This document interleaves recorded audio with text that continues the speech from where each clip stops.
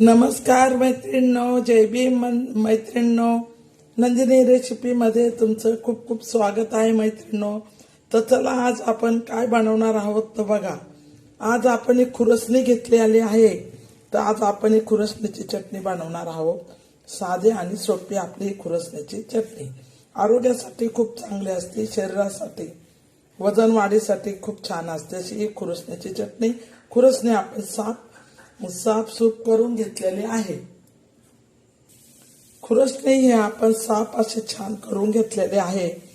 आता ही खुरसणीतले खडे वगैरे काढले. तर चला मग आता ही चटणी कशी बनवतात आणि त्याच्यासाठी काय लागत आहे ते घेतलेलं आहे. तर आता ही खुरसणी ही बघा अशा प्रकारची असतात. तर गावाकडे हिला किराळ म्हणतात आणि शहरमध्ये हिला खुरसणी म्हणतात. तर आता खुरसणीची चटणी आपण बनवणार आहोत. तर चला त्याच्यासाठी आपण काय काय लागतं ते बघूया. तर हे बघा मैत्रिणींनो, खुरसणीच्या चटणीसाठी लागला जाणारा हा लसूण झाल्यानंतर ह्या लागणारे लाल मिरच्या आणि हे मीठ बस. तर आता सर्वात प्रथम आपण लसूण सोलून घेणार आहोत. मिरच्याचे देठ काढणार आहोत. तर छान अशा या मिरच्या आपण खुडून घेतलेल्या आहे. हे लसूण बी थोडा चांगला साफ केलेला आहे. तर चला आता आपण हे सगळं असं मिक्स करणार आहोत.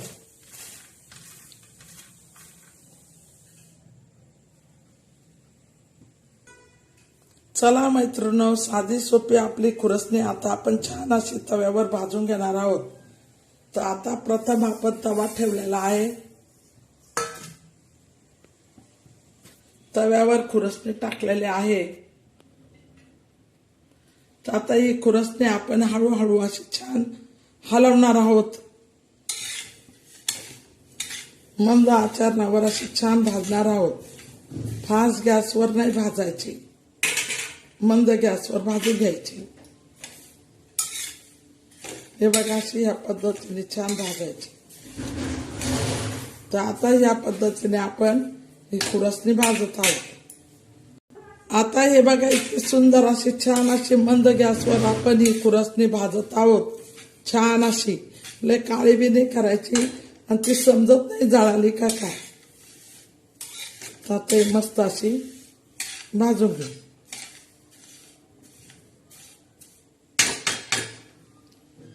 आता मैत्रिणींनो, ही खुरसणी आपली छान अशी भाजून गेलेली आहे. तर चला आता आपण ही तव्यावरची आपली खुरसणी काढून घेणार आहोत. तर आता मैत्रिणींनो, आपण चला ही बघा अशी छान अशी खुरसणी आता मस्त भाजून घेतलेली आहे. आता आपण तव्यावर मिरच्या भाजून घेणार आहोत.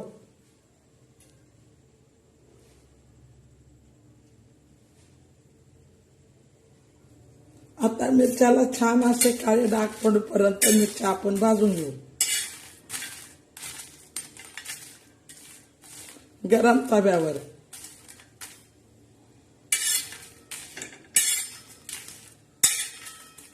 अशा हलवत राहायच्या, उलट्या पालट्या करायच्या. तर मैत्रिणींनो, आपल्या या मिरच्या काळ्या डाग पडले आहे आणि मिरच्या अशा छान खरपूस अशा भाजून गेलेल्या भाजल्या आहे. तर चला आता आपण मिरच्या काढून घेऊया. तर मैत्रिणींनो, ही खुरसणी आपली भाजलेली आहे ना. तर आता याच्यामध्ये या मिरच्या टाकणार आहोत अशा. त्याच्यानंतर आपण मिरच्या टाकल्यानंतर लसूण आणि मीठ टाकणार आहोत.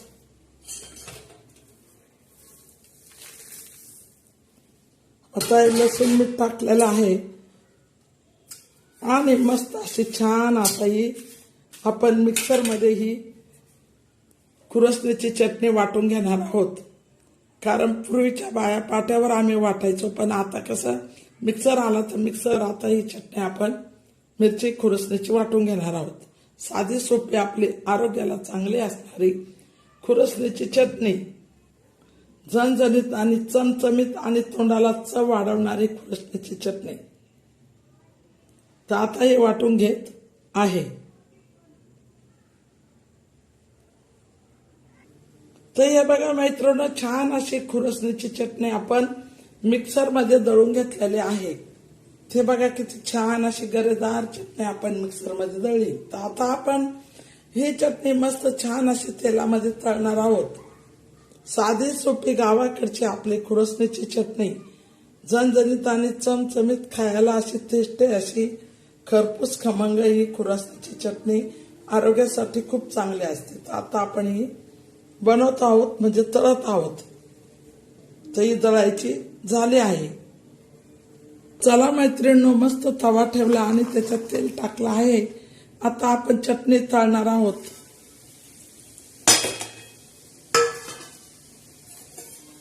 आता ही चटणी अशी मंद गॅसवर अशी छान अशी हलवायची तेलावर. तुम्हाला कमी तेलात, कारण याला पहिलंच तेल असतं. आणि मस्त अशी कमी तेलामध्ये छान अशी खरपूस आणि खमंग अशी भाजून घ्यायची. तशी हळूहळू मस्त अशी तळायची. हे बघा, अशी छान अशी तळून घ्यायची. तोंडाला चव वाढवणारी, आरोग्याला चांगली असणारी, या चटणीने वजन सुद्धा वाढत नाही. डायबिटीस साठी अशा चटण्या बनवून ठेवायच्या. खूप डायबिटीस वगैरे होत नाही, कमी होतो याने. कारळाची चटणी आणि ही खुरसणीची चटणी, तिळीची चटणी अशी चटण्या बनवून ठेवायच्या. ज्यावेळेस आपल्याला भाजी नसते त्यावेळेस या चटण्या आपण खायच्या. डाळ भातावर कशावर बी ही चटणी खूप टेस्टी आणि खूप छान अशी लागते. तर आता ही चटणी आपली मैत्रिणींनो तयार झालेली आहे. साधी सोपी अशी मस्त तयार झालेली ही चटणी आपली बघा किती छान भाजली, खरपूस आणि खमंग भाजलेली आहे. तर चला मैत्रिणी, आता आपण काढून घेणार आहोत तव्यावरून चटणी. तर हे बघा मैत्रिणी, खमंग आणि खरपूस अशी आपली चटणी तयार झालेली आहे. हे बघा, अशी मध्यम आकाराची तळायची. अशी आपली खुरसणीची चटणी. चला मैत्रिणींनो, चला लवकरच दुसरी रेसिपी लवकरच घेऊन येत आहे. साधी सोपी आपली खुरसणीची चटणी. तर मैत्रिणींनो, चॅनलला लाईक करा आणि सबस्क्राईब करायचं विसरू नका.